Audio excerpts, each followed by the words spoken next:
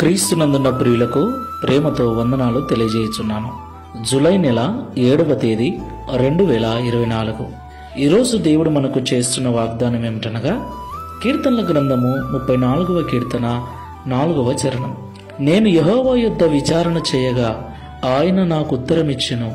నాకు కలిగిన భయములన్నిటిలో నుండి ఆయన నన్ను తప్పించెను. దేవునికి మహిమ కలుగునుగాక. నా ప్రియమైన సహోదరి సహోదరులారా, ఈ లోకంలో జీవిస్తున్న మనమందరం కూడా ఆయా సమయములలో భయపడుతూ ఉంటాం.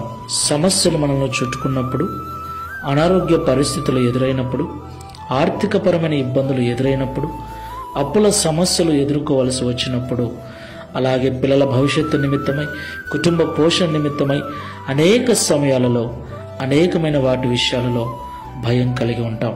మరణ భయం కూడా మనల్ని వెంటాడుతుంది. ఆ ప్రియమైన సహోదరి సహోదరులారా, దేవుని యొద్ద మనము ప్రతి విషయమును చెప్పుకున్నప్పుడు, అనగా ప్రతి విషయమును ప్రార్థనా విజ్ఞాపనముల ద్వారా కృతజ్ఞతాస్తుతులు చెల్లిస్తూ దేవునికి మనము మనవి చేసుకున్నప్పుడు ఆయన మనకు ఉత్తరమిచ్చి మన భయాలకు కారణమైన ప్రతి పరిస్థితిని చక్కబరుస్తాడు. ప్రార్థన చేసుకుందాం. ప్రేమ స్వరూపుడా, పరిశుద్ధుడా, మీకు స్తోత్రాలు చెల్లిస్తున్నాం. ఈ ఉదయకాల సమయంలో దావీదు గారి ద్వారా మాతో మాట్లాడినందుకు స్తోత్రాలు. దావీదు గారికి ఎన్నో భయంకరమైన పరిస్థితులు ఎదురయ్యాయి. ఇలాగ అనేక భయాల చేత దావీదు ఇంటిని వదిలి అరణ్యములో తిరుగుతున్నాడు. అనేక పర్యాయములు ఆహారలేమితో బాధపడ్డాడు.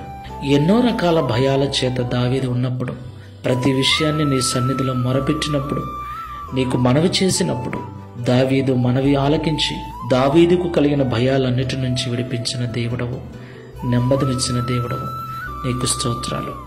ఇదిగో ప్రభువా, ఈ ప్రార్థనలో ఏకీభిస్తున్న వారిలో ఎవరెవరైతే ఎలాంటి భయాల చేత భయపడుతూ బాధపడుతున్నారో వారిని జ్ఞాపకం చేసుకోండి.